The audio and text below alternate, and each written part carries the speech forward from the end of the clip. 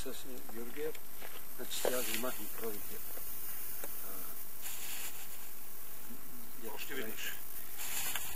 Стига. Така, това свършали.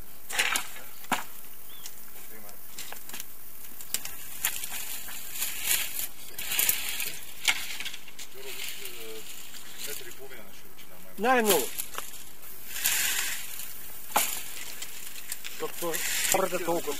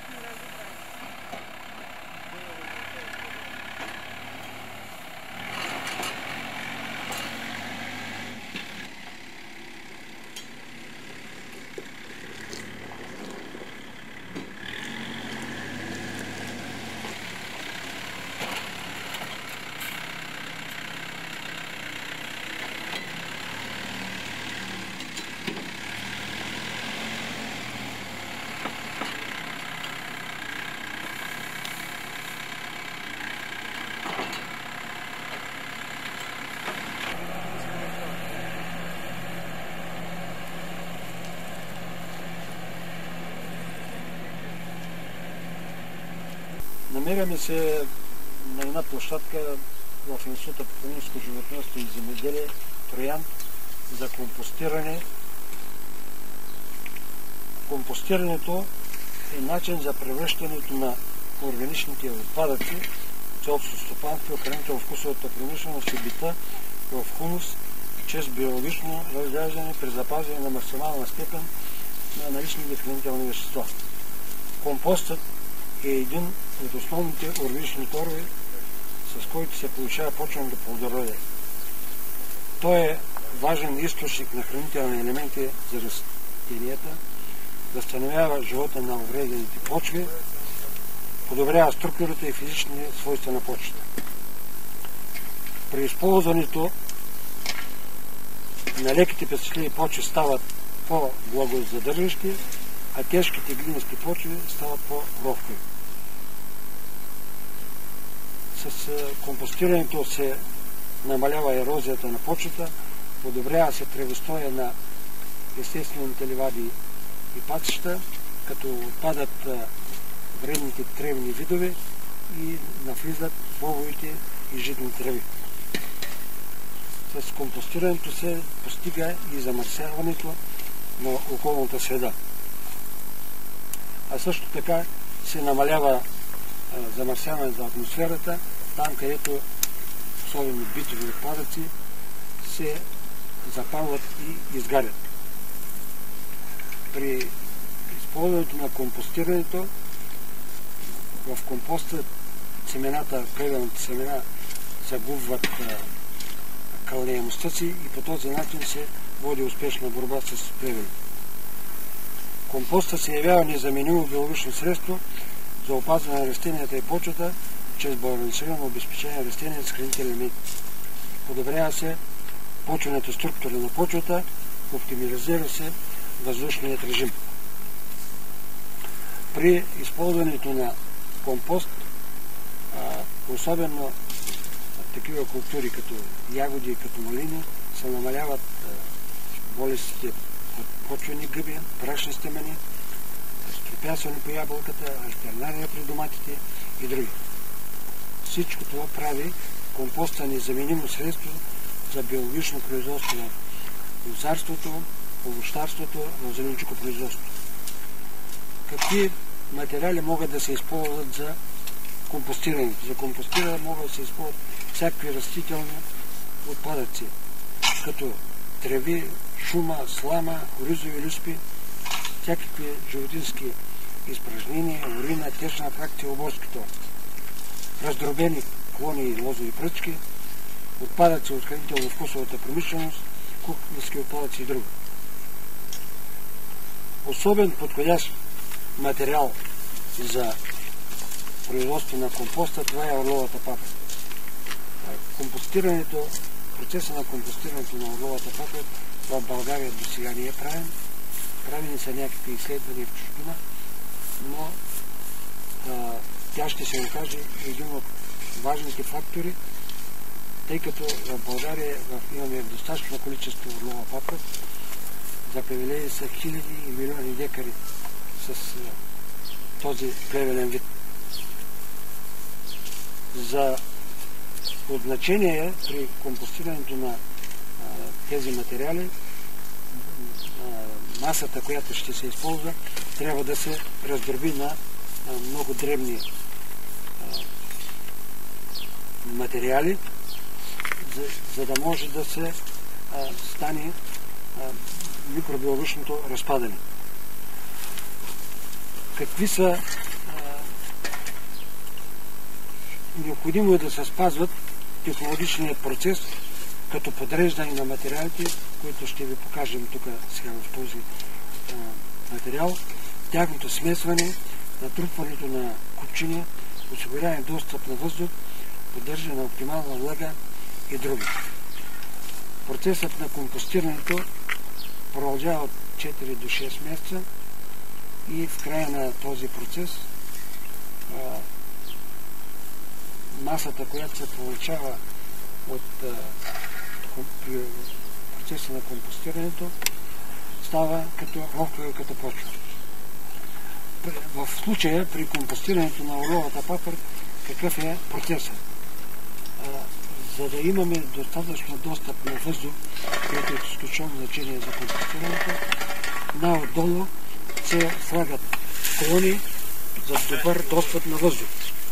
След това се нарежда ред орлова папа, ред пресен оборски тор. Обикновено големината на купа, в който се слага, ще се прави компостирането, е дължина, т.е. ширината е някъде около 1,5 метра, височината е около 1 метър. За да имаме достъп до достатъчно количество въздух, на около 1 метър в купа се слагат те наречените комини, колонки, които са свързани с вид на снопче, за да може да се влиза достатъчно въздух. От изключително значение за направата на компоста е регулиране на температурата и на влагата. Температурата се следи така, че да достигне максимално 70 градуса. То първоначално при компостирането някъде първоначалният процес протича за около 1 месец, както са поставени пласт орлова папа, пласт пресен оборски тор. След този процес, след следение на температурата и повишаването й, приближавайки 70 градуса, се налага прехвърлянето на тази маса, смесването и вече с оборския тор, с орловата папа.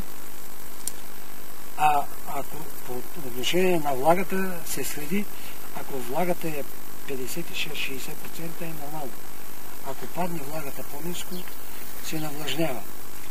И по този начин се дава възможност да протичат микробиологични процеси в компоста и, както казах, за 4-6 месеца тази маса е готова във вид на компост.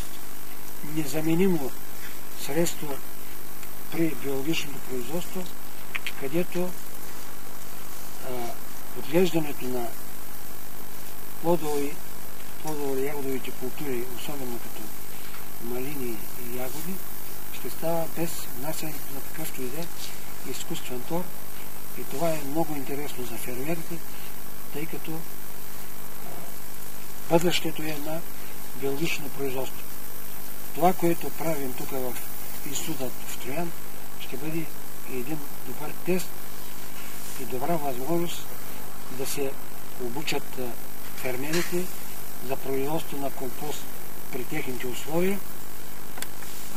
Идеята е компоста, който ще произведем в института в Троян, по-нататък през пролетта да използваме за производство на посадъчен материал от малини и по-нататък производство вече на плодове. Пропуснах да кажа, че при силажирането на орловата папрат това трябва да става през месец юли или през септември. При това положение, когато орловата папрат се силажира през юли, доказано е, и ние също ще го докажем, наличните в орловата папрат токсични вещества за този период от 4 до 6 месеца се разпадат и няма никаква опасност от токсичност за отглеждане култури. В перспектива могат да се разглеждат възможности за използването на компоста за при малини, при ягоди, при арония, при касис, при сливи и други овощни видове. Надяваме се това да бъде един добро начало за производство на компост, който е основа на биологичното производство в България.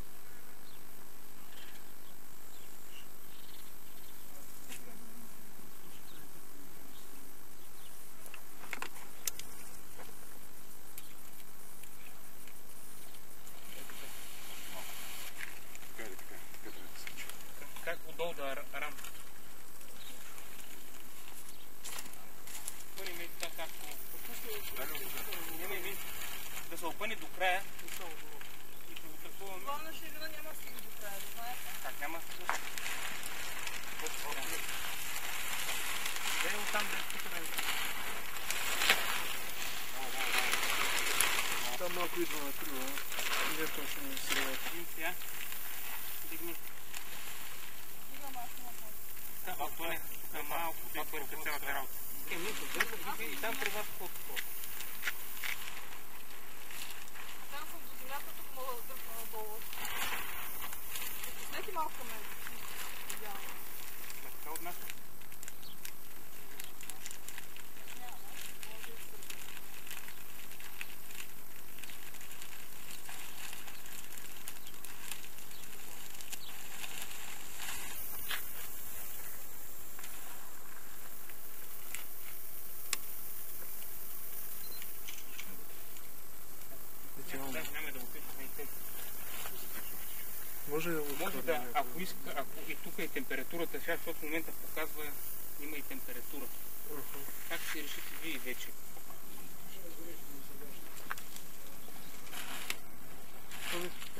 Тут ще нещо за само да